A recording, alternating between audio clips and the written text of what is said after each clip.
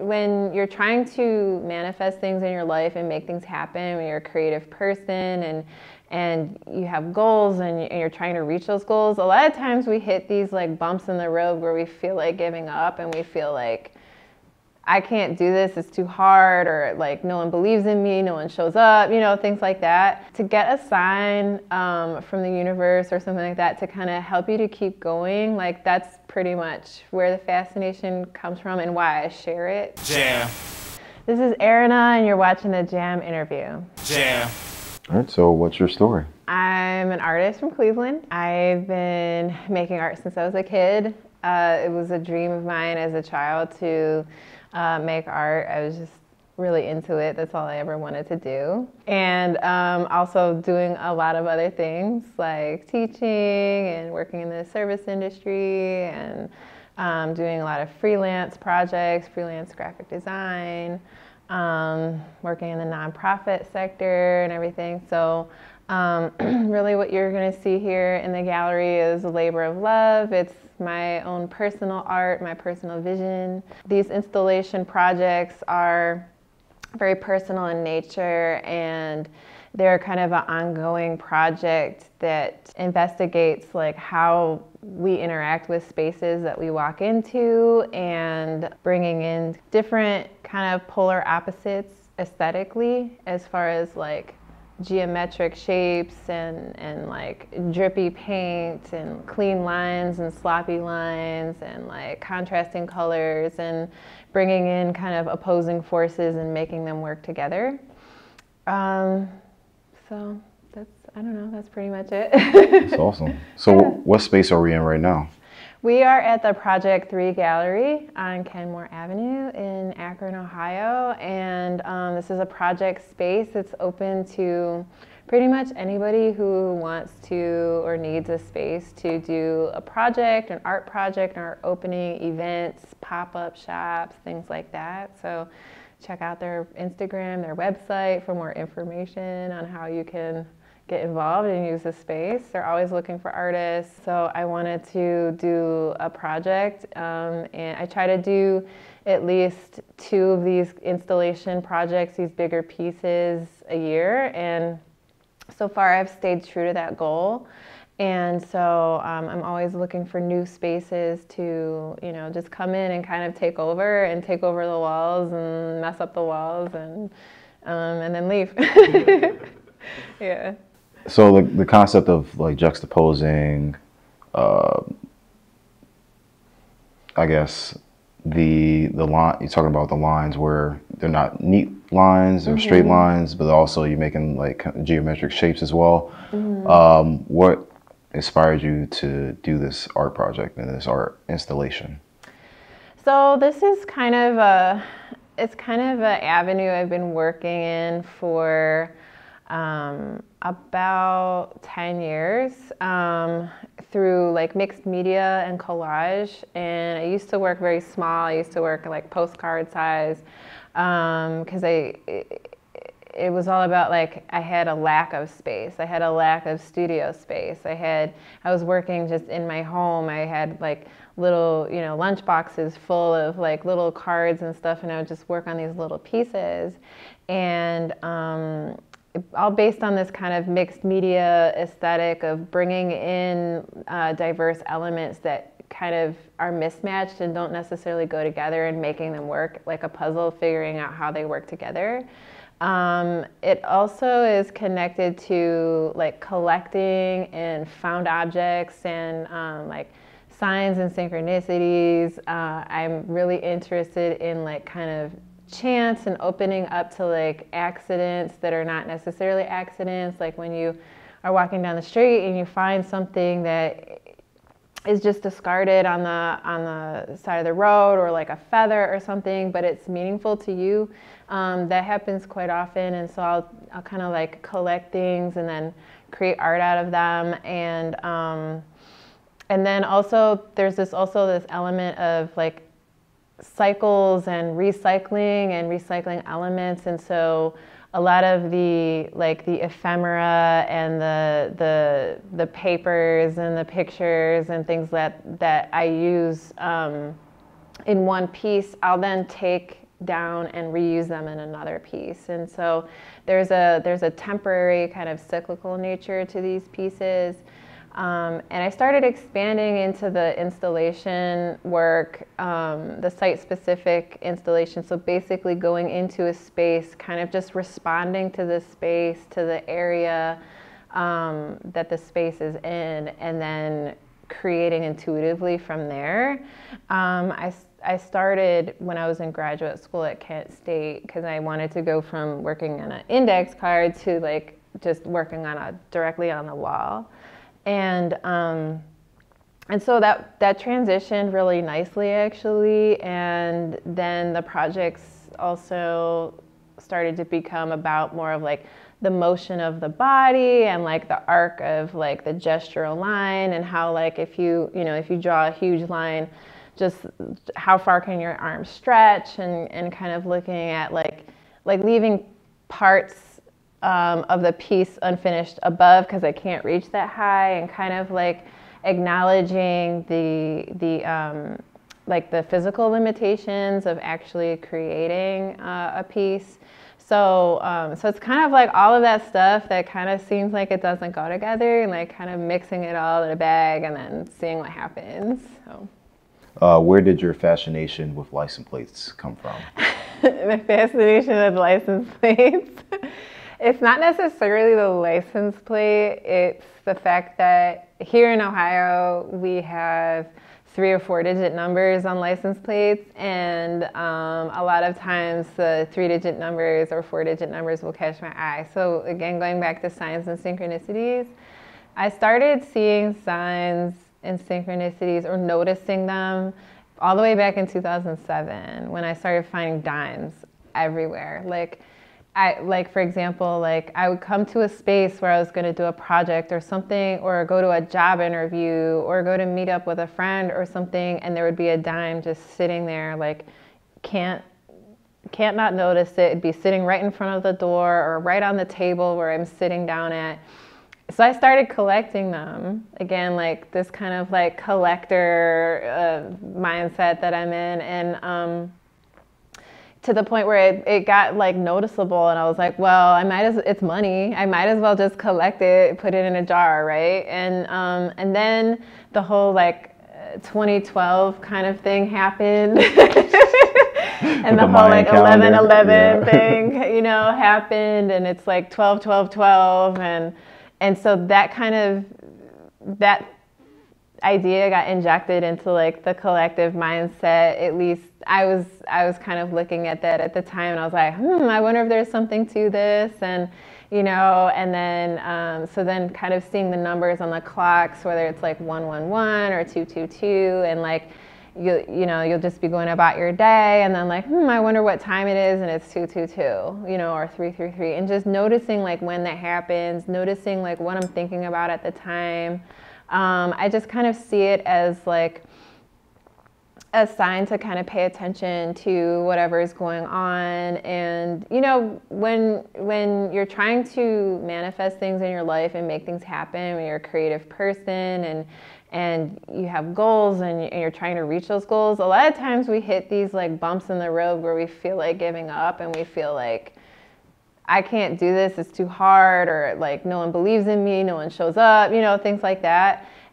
It's to get a sign from the universe or something like that to kind of help you to keep going. Like that's pretty much where the fascination comes from, and why I share it too, is like, these signs have started to become signs for other people, and they'll like hit me up and like say, hey, look, like I saw this today, I saw 333, I thought of you, or you know what I mean? And like, so it becomes this kind of like inside joke in a way, and it's just kind of fun. So so it's exploring kind of how like accidents are not necessarily accidents, how we have coincidences in our life. And I've had experiences where I'd show up to lunch with a friend or something, and we'd be wearing the same thing, same color scheme, stuff like that. And I just saw out the window a license plate that said 5111, and 111 is like it's like my number one sign, 111. So anyways, thank you, universe, for that. Oh, put in the right place at the right time, right? Yes, Yep. exactly. Yeah. What were your thoughts when you saw Santa with an accordion? Santa with an accordion? Okay, that was a long time ago. Where did you even find that? Okay, so that was somewhere out in Parma, Ohio. I don't even know where I was going at the time, but there's a music shop out there, and yeah, they had some guy dressed up like Santa playing an accordion. And that's another thing is like, I just indulge myself in like finding these like weird things that just happen on a daily basis that are like, they break you out of the mundane. They break you out of like, you know, you're just driving along and like just going over things in your head and stuff, and then you just see something like that, and it's just like, yeah, it's like quirky and weird, and I feel like this area, Cleveland and Akron, like we kind of have a quirkiness and weirdness. Like there's some kind of weirdness to like the Midwest aesthetic, that it's irreverent, it's funny, it's like goofy, but then it kind of opens us up to this like more cosmic thing too, of like I was saying with the signs and synchronicities and things like that. So yeah, Santa. And I don't even think it was like close to Christmas either at the time. I think he was just like, yeah, I just want to be as outstanding as possible. And I was like, this is great. What other pet peeves do you have besides frayed tape rolls? Frayed tape rolls. Wow. Maybe in general, like when people are kind of like inauthentic and like and I think it comes from like a fear of like being yourself, of like how like maybe they'll kind of go along with like being fake to you in person and like, oh yeah, everything's great. But then like behind the scenes, it's just like, you kind of pick up on their maybe either just not being real or not being authentic, and it's like there's no reason to be like that, to just like not just, everybody's doing their thing, everybody's like, you know, just out here living their life. Like there's no reason not to be honest. So why become an ex-vegan? Okay, so I was a vegan. I was a vegan for 16 years. I stopped eating animal products when I was about 15 years old, and then I became very anemic. So that's when your blood becomes low in iron. And I was like sick all the time from that. Like it can cause you to just have a low immune system and like a longer recovery rate and things like that. So, and I tried, you know, to like supplement my diet and like help myself through that while still being vegan by like eating a lot of greens that are high in iron, different iron supplements, things like that. But it eventually came down to it that I actually had to start eating animal products for my health. So I have particular chronic issues that were kind of like making the problem worse. So I'm not one to say that like veganism or being a vegan is unhealthy per se, but it's hard for women especially because we tend to be low in iron. So like just naturally. So yeah, so eventually I had to become an ex-vegan, and then I realized how much like eating meat, which I was, for years I was like disgusted by it, couldn't even like look at it, you know, and everything, and now it's just like, it's over, so. Well, yeah, I mean, our bodies work differently, so unfortunately, well, I don't know, but I mean, as a history of humans, we've historically eaten meat, but now from the past, I don't know, 40, 50 years, it's just mass-produced meat. But I think, yeah, the way that animals are treated it's not.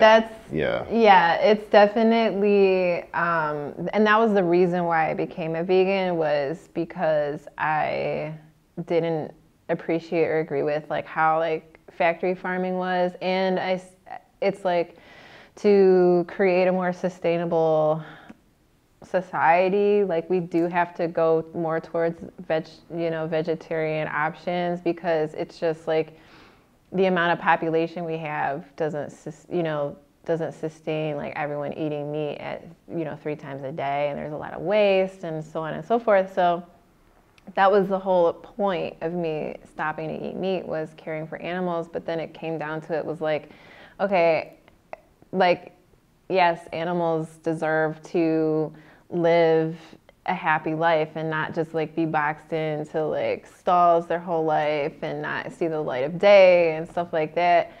And that is all true, but I also have to make sure that I'm healthy, and so it's a balance. Like, you have to find good sources for your food, I think, when you want to live consciously like that. But it's an everyday challenge. Yeah. Definitely a moral conundrum. Mm-hmm. Definitely. Mm-hmm. What was the art installation process like for you for the project that you did in the vacant homes in the Slavic village in for Cleveland? Rooms to Let? Yeah, that was really, really intense. It was a group of people, of artists, that basically took over a whole house, and so each person had a different section of the house. And I didn't know anything about any of the artists that I worked with. Like, we didn't really collaborate, so like we just each all had our own section, and it just, again, it was kind of a similar process of like all these different things coming together, different elements coming together, different people coming together, and then kind of working it out, even though things seemed like maybe they didn't fit together. And the space that I chose was a bedroom space in the upstairs floor, and it seemed like it was a child's bedroom, because the walls were dark violet, and there was like Hello Kitty stickers all over the walls. So it was dubbed the Hello Kitty room by the curator. So I just went with that for the theme and for the title. And so it was very hard, because I am sensitive to energy, to the vibes and stuff, and like there's holes punched in the walls and things like that, and you can just kind of still feel like the emotional presence of like whatever people lived in the house, and the things that they went through, and then and also like the fact that the house itself was like condemned to be demolished, and like that vibration, it was really hard to reconcile. And so but I feel like that is kind of, it goes along with the theme, the deeper themes in my work, is like, I like to use bright colors. I like to use like, feminine kind of oriented like images, and like kind of like kitschy things like stickers and glitter and like fake flowers and crystals and stuff like that. And so it kind of fit in with, like, I felt like, a violet room with Hello Kitties is very feminine, like oriented, but very childlike. So I just went with it. But then I also kind of like, I did this altar piece in the closet, and just to kind of like honor whoever had spent time in that space and whatever it is that they went through.